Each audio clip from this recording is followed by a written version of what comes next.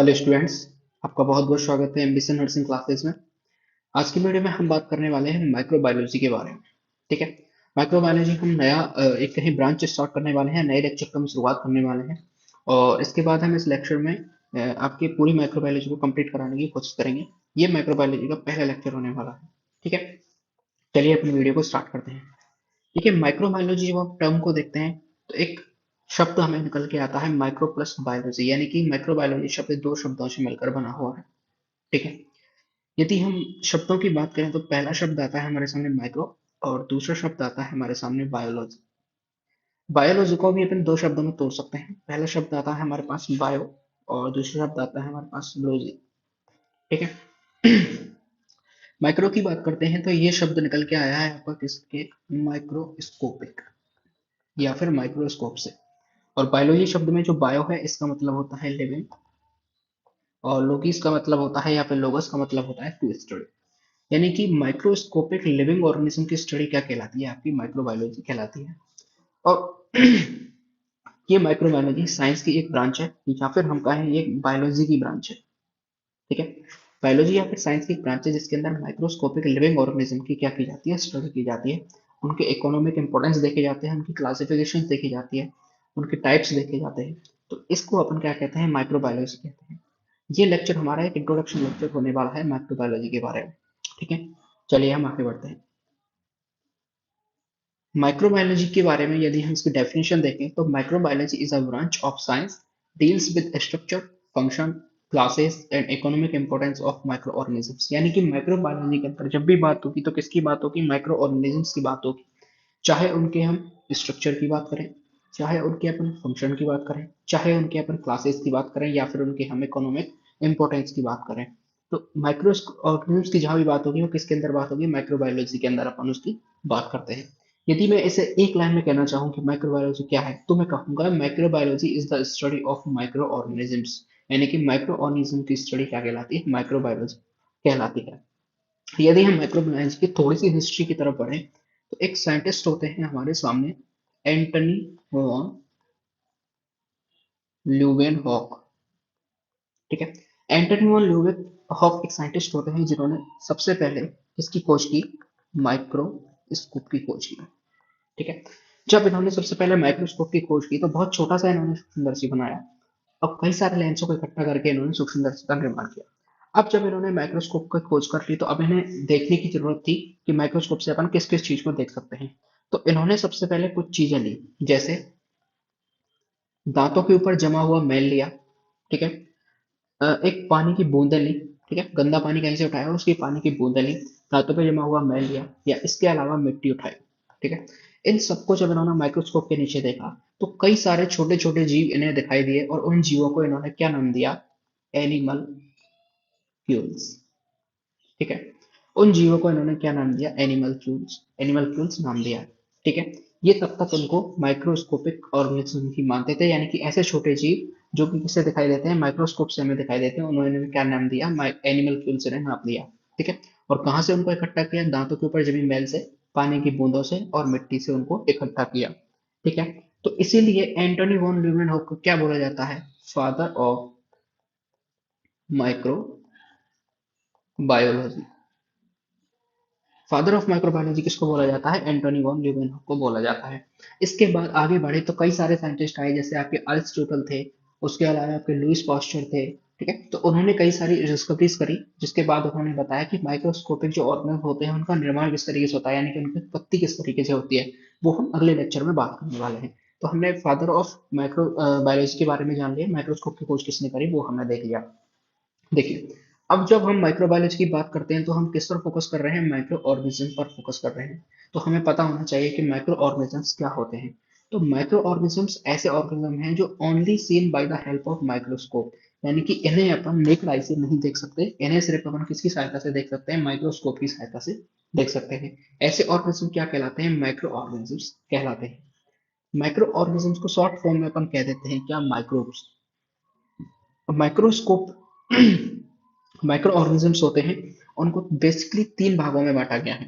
ठीक है। कितने भागों में बांटा गया है, तीन भागों में बांटा गया है। सबसे पहले होते हैं यूनिसेल्यूलर माइक्रो ऑर्गेनिजम्स, दूसरे होते हैं आपके मल्टी सेल्यूलर माइक्रो ऑर्गेनिज्म और एक होते हैं ए सेल्यूलर माइक्रो ऑर्गेनिज्म। ठीक है, यानी कि एक कोशिका से मिलकर बने हुए माइक्रोब्स, एक से ज्यादा कोशिकाओं से मिलकर बने हुए माइक्रोब्स, और तीसरे होते हैं जो किसी भी कोशिका से मिलकर नहीं बने हुए होते हैं। यूनिसेल्युलर में आपके अंदर आ जाते हैं जैसे कि आपके बैक्टीरिया हो गए। ठीक है, इसके अलावा हो गए आपके कौन, आपके अमीबा हो गया। ठीक है, अमीबा क्या है, एक प्रकार का प्रोटोजोआ है। तो प्रोटोजोआंस हो गए, ये सब क्या है, यूनिसेलुलर है। इसके अलावा हम बात करें मल्टी सेलुलर, तो मल्टी सेलुलर में हो जाएंगे आपके फंजाई हो जाएंगे, इसके अलावा कुछ एल्गी हो जाएंगे जो कि क्या हो जाएंगे, यूनिसेलुलर, सॉरी मल्टी सेलुलर के अंदर आएंगे। जब हम ए सेलुलर की बात करते हैं तो ए सेलुलर के अंदर आपका बहुत ही फेमस एक माइक्रोब्स आता है जिसे अपन कहते हैं वायरस। वायरस के अलावा एक होते हैं प्रियॉन्स और एक होते हैं वायरोइड्स। ठीक है, ये तीन किसके अंदर आते हैं, ए सेलुलर के अंदर आते हैं। ये प्रियॉन्स और वायरोइड किसके भाग हैं, वायरस के ही भाग माने जाते हैं। तो इस तरीके से अपन ने माइक्रोब्स को जो है वो डिवाइड किया तीन भागों में, यूनिसेलुलर, मल्टीसेलुलर और ए सेलुलर। इस तरीके से हम टोटल 5 प्रकार के माइक्रोब्स के बारे में जानकारी लगा पाए। कितने माइक्रोब्स हमने खोज लिए, 5 प्रकार के माइक्रोब्स खोज लिए। जैसे सबसे पहले हमने खोजा एल्गी। ठीक है, दूसरे नंबर पे हम पहुंचे आपके किस पर, फंजाई पर। दूसरे नंबर पर किस पर आए अपन, फंजाई पर। तीसरे नंबर पर आए अपन किस पर, वायरस पर। ठीक है, चौथे नंबर पर आए अपन किस पर, प्रोटोजोआ। और पांचवें नंबर पर कौन आए हमारे सामने, बैक्टीरिया। ठीक है, ये 5 प्रकार के माइक्रोब्स, इनको हमने ग्रुप में डिवाइड कर लिया और इसके अंदर ही अपन स्टडी करते रहते हैं और अलग अलग ब्रांच माइक्रोबायोलॉजी की बनती जाती हैं। तो माइक्रोब्स की यदि कोई बात करें तो कितने माइक्रोब्स बांटे गए, 5 भागों में माइक्रोब्स को बांटा गया। एल्गी यानी कि शैवाल, फंजाई यानी कि कवक, वायरस हो गया आपका, प्रोटोजोआ हो गए और क्या हो गया, बैक्टीरिया हो गए। ठीक है, चलिए अब अपन ब्रांचेज ऑफ माइक्रोबायोलॉजी देख लेते हैं कि माइक्रोबायोलॉजी की कितनी ब्रांचेस होती हैं। चलिए माइक्रोबायोलॉजी की ब्रांचेस को दो भागों में बांटा गया है, एक होती है प्योर माइक्रोबायोलॉजी ब्रांचेस और दूसरी होती है अप्लाइड माइक्रोबायोलॉजी ब्रांचेस। प्योर का मतलब होता है जिसके अंदर सीधे सीधे हम किसी चीज की स्टडी करते हैं तो उसे अपन कहते हैं प्योर माइक्रोबायोलॉजी ब्रांचेस। लेकिन यदि हम बायोलॉजी का कहीं पर यूज करके, ठीक है, किसी चीज में बायोलॉजी को या माइक्रोबायोलॉजी को यदि हम अप्लाई कर दें उसके बाद जो ब्रांच बनती है उसे अपन कहते हैं अप्लाइड माइक्रोबायोलॉजी ब्रांचेस। ठीक है, देखिए सबसे पहले हम प्योर माइक्रोबायोलॉजी ब्रांच की बात करते हैं। जैसे कि आपकी वायरोलॉजी हो गई, वायरोलॉजी के अंदर सीधी सी बात है किसकी स्टडी की जाएगी, वो वायरस की स्टडी की जाएगी। और वायरस में भी आपके टाइप्स ऑफ वायरस, ठीक है, इसके बाद वायरस के स्ट्रक्चर, वायरस के फंक्शंस और वायरस के क्या इकोनॉमिक इंपॉर्टेंस। हालांकि कुछ है नहीं इकोनॉमिक इंपॉर्टेंस, लेकिन फिर भी हम इसकी स्टडी इसके अंदर की जाती है। माइक्रोबायोलॉजी की एक ब्रांच है जिसे अपन कहते हैं वायरोलॉजी।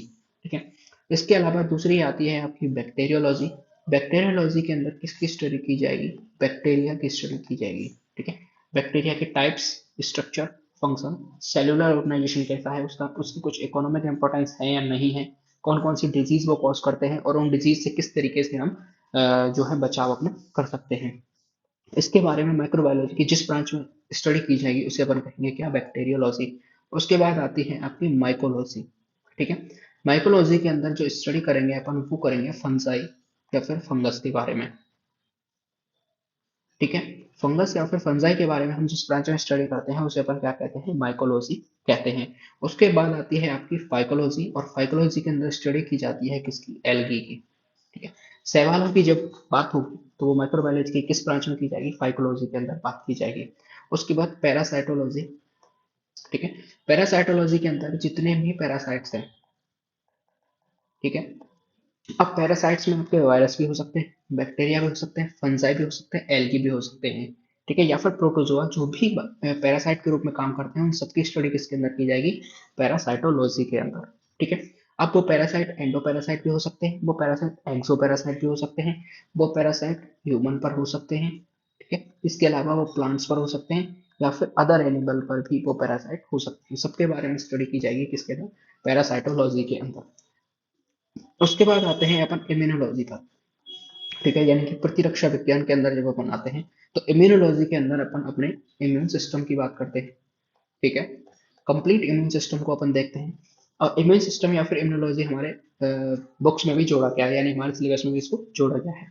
तो इम्यून सिस्टम के बारे में बात करते हैं, इसके अंदर साथ ही साथ अपन वायरस के बारे में भी बात कर लेते हैं, बैक्टीरिया के बारे में भी बात कर लेते हैं, जो भी हमारे डिजीज कॉजिंग एजेंट है उन सबके बारे में अपन इसमें बात कर लेते हैं। उन डिजीज से किस तरीके से बचा जा सकता है और उनकी साइकिल किस तरीके से चलती है, जो डिजीज कॉज करने वाले जो आपके एजेंट हैं वो किस तरीके से अपनी साइकिल को कंप्लीट करते हैं। इसके अलावा हमारा इम्यून सिस्टम किस तरीके से काम करता है, इन सब के बारे में बात की जाती है किसमें, इम्यूनोलॉजी के बारे में। एंटीबॉडीज होती हैं वो किस तरीके से काम करती हैं, कैसे उनका बनता है एंटीबॉडीज का, किस तरीके से उनकी रिएक्शन होती है, ये सब किसके बारे में बात होती है, इम्यूनोलॉजी में उसके अंदर बातें होती हैं। इसके बाद बात आती है हमारी निमेटोलॉजी के अंदर। तो निमेटोलॉजी जिन्हें अपन निमेटोड्स की बात करते हैं तो वो क्या कहलाते हैं, राउंड वॉर्म कहलाते हैं। तो राउंड वॉर्म को भी क्या माना जाता है, एक तरीके का पैरासाइट माना जाता है। ठीक है। और इस पैरासाइट की स्टडी किसके अंदर की जाती है, निमेटोलॉजी के अंदर की जाती है। वो किस तरीके से हमारे ऊपर पैरासाइट के रूप में रहते हैं और किस तरीके से उनसे बचाव किया जा सकता है। इसके बाद अगली आती है प्रोटोजूलॉजी। और प्रोटोजूलॉजी के अंदर बात की जाती है किसकी, प्रोटोजोआंस की। प्रोटोजोआंस की या फिर प्रोटोजोआ की बात की जाती है किसके अंदर, प्रोटोजूलॉजी के अंदर। इस तरीके से प्योर माइक्रोबायोलॉजी की ब्रांच है, ये टोटल 8 ब्रांचेस होती हैं। वायरोलॉजी वायरस की स्टडी की जाएगी, बैक्टीरियोलॉजी बैक्टीरिया की स्टडी की जाएगी, माइकोलॉजी फंजाई की स्टडी की जाएगी, फाइकोलॉजी इसके अंदर एल्गी की स्टडी की जाएगी, पैरासाइटोलॉजी इसके अंदर जितने भी पैरासाइट उन सबकी स्टडी की जाएगी, इम्यूनोलॉजी यानी इम्यून सिस्टम के बारे में बात की जाएगी, और लिमिटोलॉजी यानी कि राउंड वॉर्म्स के बारे में बात की जाएगी, और प्रोटोजोलॉजी यानी कि प्रोटोजोआंस के बारे में बात की जाएगी। ये सारी की सारी ब्रांच किसके अंदर आती हैं, प्योर माइक्रोबायोलॉजी ब्रांच के अंदर आती हैं। इसके बाद अगली चीज आती है आपकी अप्लाइड माइक्रोबायोलॉजी ब्रांच। यानी कि अब यहाँ पर हम माइक्रोबायोलॉजी का यूज करेंगे किसी चीज में उसको अप्लाई करके। तो सबसे पहले आती है हमारी मेडिकल माइक्रोबायोलॉजी। यानी कि मेडिकल में माइक्रोबायोलॉजी को यूज करके अपन क्या क्या काम कर सकते हैं। तो इसकी बात करें तो study related to the microbes that cause disease, their diagnosis and preventive measures and drug designing etc। यानी इसके अंदर उन माइक्रोब्स के बारे में बात की जाएगी जो कि डिजीज कॉज करते हैं। ठीक है। उस डिजीज को कॉज करने वाले जो भी माइक्रोब्स होते हैं उनके बारे में कंप्लीट बात करेंगे।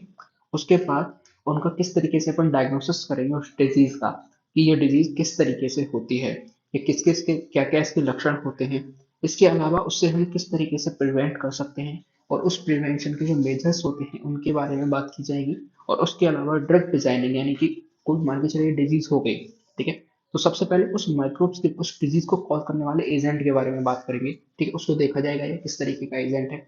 उसके बाद हम उसकी डायग्नोसिस करेंगे कि क्या क्या लक्षणों से हम ये पहचान कर सकते हैं कि ये जो डिजीज है ये फला प्रकार के माइक्रोब से होती है। उसके अलावा हम उसके कुछ प्रिवेंशन देखेंगे, किस तरीके से हम उससे बचाव कर सकते हैं, और बचाव के लिए हम वैक्सीन का यूज करें या किसी हम कहें फार्मास्यूटिकल कंपनी से बात करके हम किसी ड्रग की बात करें, ठीक है, यानी कि दवाई की बात करें। तो ये सब चीजें किसके अंदर बात की जाती है, मेडिकल माइक्रोबायोलॉजी के अंदर पढ़ी जाती हैं। अगले हम बात करते हैं फूड एंड डेयरी माइक्रोबायोलॉजी। तो इसके अंदर हम बात करते हैं किसके, फूड प्रिवेंशन के बारे में। यानी कि हम जो अपना फूड है उसको खराब होने से किस तरीके से बचा सकते हैं, किससे, निम्न प्रकार के सूक्ष्म जीवों से खराब होने से किस प्रकार से बचा सकते हैं, या फिर फूड के प्रिपरेशन के बारे में भी यहाँ पर बताया जाता है माइक्रोबायोलॉजी की इस ब्रांच के अंदर। जब अपन डेयरी की बात करते हैं तो कुछ फूड प्रोडक्ट्स या कुछ डेयरी प्रोडक्ट्स ऐसे होते हैं जो कि किससे बनते हैं, माइक्रोब्स की सहायता से बनते हैं, या फिर जिसे अपन कहते हैं फर्मेंटेशन। ठीक है। जैसे कि बेकरी में ब्रेड बनाई जाती है, वो किससे बनती है, वो बैक्टीरिया की सहायता से, वो सॉरी फंजाई की सहायता से वो बनाई जाती है। उसमें कवक का फर्मेंटेशन करवाया जाता है, बैक्टीरिया के द्वारा फर्मेंटेशन करवाया जाता है, जिससे कि वो फूलकर मोटी हो जाती है। तो ये डेयरी के अंदर, और इसके अलावा आपके फूड प्रोडक्ट्स के जो डेवलपमेंट होता है माइक्रोब्स के द्वारा, वो किसके अंदर पढ़ा जाता है, फूड एंड डेयरी माइक्रोबायोलॉजी के अंदर उसे देखा जाता है। अगली बात करते हैं एग्रीकल्चरल माइक्रोबायोलॉजी। एग्रीकल्चरल माइक्रोबायोलॉजी की जब बात की जाती है तो इसमें अपन क्या करते हैं, स्टडी ऑफ रिलेशनशिप और माइक्रोब्स एंड क्रॉप्स, यानी कि फसलों और सूक्ष्म जीवों का आपस में क्या संबंध है, इसके बारे में पढ़ते हैं। इसके अलावा मिट्टी के जो न्यूट्रिएंट साइकिल होते हैं माइक्रोब्स जिसको चलाते हैं, जैसे कि आपकी नाइट्रोजन साइकिल हो गई, ठीक है, फॉस्फोरस साइकिल हो गई, कार्बन साइकिल हो गई, इन सब के बारे में पढ़ा जाता है। इसके अलावा microbial decomposition of organic waste को किस तरीके से जो माइक्रोब्स होते हैं वो डिकम्पोज कर देते हैं, इसके बारे में पढ़ा जाता है एग्रीकल्चर माइक्रोबायोलॉजी के अंदर। इसके अलावा प्लांट की जितनी भी डिजीजेस होती हैं, वायरस के द्वारा होती हैं, फंजाई के द्वारा होती हैं, किसी बैक्टीरिया के द्वारा होती हैं, तो उन सब के बारे में एग्रीकल्चर माइक्रोबायोलॉजी पढ़ा जाएगा। इसके अलावा फील्ड को किस तरीके से अपन उपजाऊ बना सकते हैं, यानी ज्यादा से ज्यादा वो हमें फसल का उत्पादन करके दे, तो फील्ड के इंप्रूवमेंट्स के लिए बात की जाती है किसके अंदर, एग्रीकल्चर माइक्रोबायोलॉजी के अंदर। ठीक है।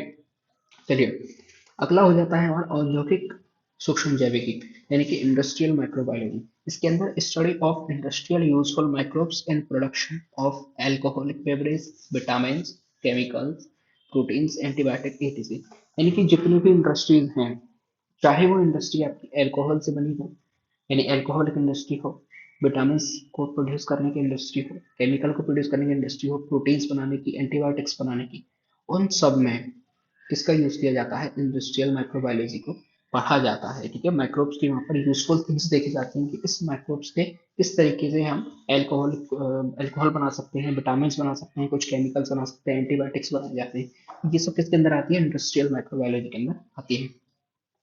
आगे अपन बढ़ते हैं एक्वेटिक माइक्रोबायोलॉजी के अंदर।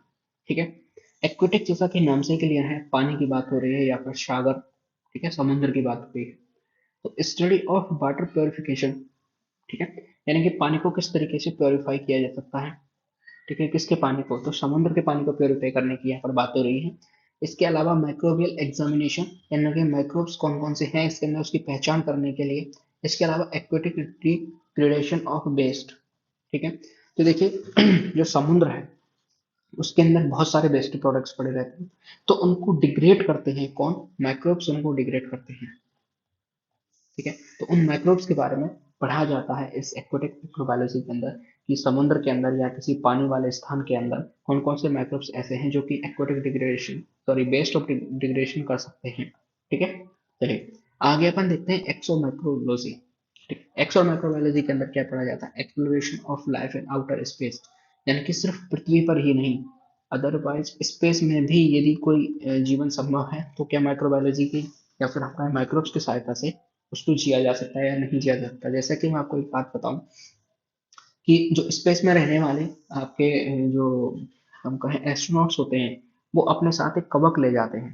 ठीक है, एक कवक ले जाते हैं और उस कवक की सहायता से वो अपनी प्रोटीन की जो पूर्ति है उसे पूरा करते हैं। इसके अलावा कुछ शैवाल ऐसे होते हैं जो कि प्रोटीन रिच होते हैं, तो उनको भी वो अपने साथ ले जाते हैं जिससे कि अपने भूख को मिटाते हैं, क्योंकि आप जानते हैं स्पेस के अंदर अपन अपना जो गेहूं है या फिर ऐसी जो खाने पीने की चीज़ है वो नहीं ले जा सकते। तो एल्गी या फिर फंजाई कुछ ऐसे होते हैं जिनमें प्रोटीन बहुत ज़्यादा मात्रा में पाई जाती है, तो उनको सीधा ही कंज्यूम कर लिया जाता है, तो वो प्रोटीन की पूर्ति कर देते हैं। अब हम बात करते हैं स्कोप ऑफ माइक्रोबायोलॉजी। ठीक है, कि माइक्रोबायोलॉजी के स्कोप क्या क्या है। तो हमने देखा डेयरी के अंदर बहुत ज़्यादा स्कोप है माइक्रोबायोलॉजी का, डेयरी प्रोडक्ट्स में इसका यूज़ किया जाता है। इंडस्ट्रीज में हमने देख लिया, इंडस्ट्री के अंदर काफ़ी सारी इंडस्ट्रीज ऐसी हैं जैसे कि आपकी फूड की हो गई, ठीक है, बेकरी की इंडस्ट्री हो गई, डेयरी इंडस्ट्री हो गई, इसके अलावा अल्कोहलिक बेवरेज बनाने की इंडस्ट्री, विटामिन बनाने की इंडस्ट्री, तो इन सब के अंदर माइक्रोबायोलॉजी का यूज़ किया जाता है। इसके अलावा जियो केमिकल एप्लीकेशंस, जियो केमिकल एप्लीकेशन का मतलब होता है भू रासायनिक प्रक्रियाएं, जैसे कि आपके कार्बन साइकिल हो जाती है, फॉस्फोरस साइकिल हो जाती है। ठीक है, इसके अलावा आपकी एक और साइकिल कौन सी होती है? नाइट्रोजन साइकिल होती है। तो ये सारे क्या है? जियो केमिकल एप्लीकेशन होते हैं। इन सब के बारे में बात की जाती है किसके अंदर? जियो केमिकल एप्लीकेशंस की जो माइक्रोबायोलॉजी की स्कोप है इसके अंदर बात की जाती है।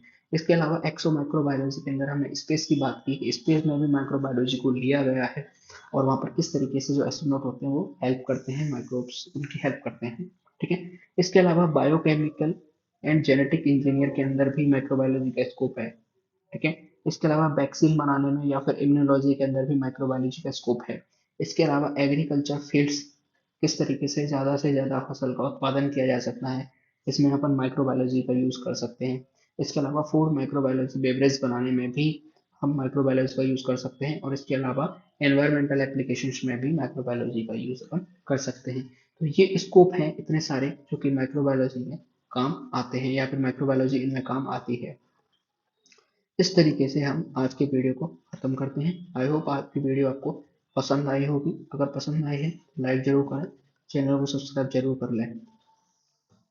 आगे हम अगले वीडियोस में काफ़ी सारे नए नए टॉपिक लाने वाले हैं। प्रोकैरियोट्स क्या होते हैं, यूकैरियोट्स क्या होते हैं, वो हम अगले लेक्चर में बात करेंगे। देश से प्यार करें, माता पिता से प्यार करें। जय हिंद।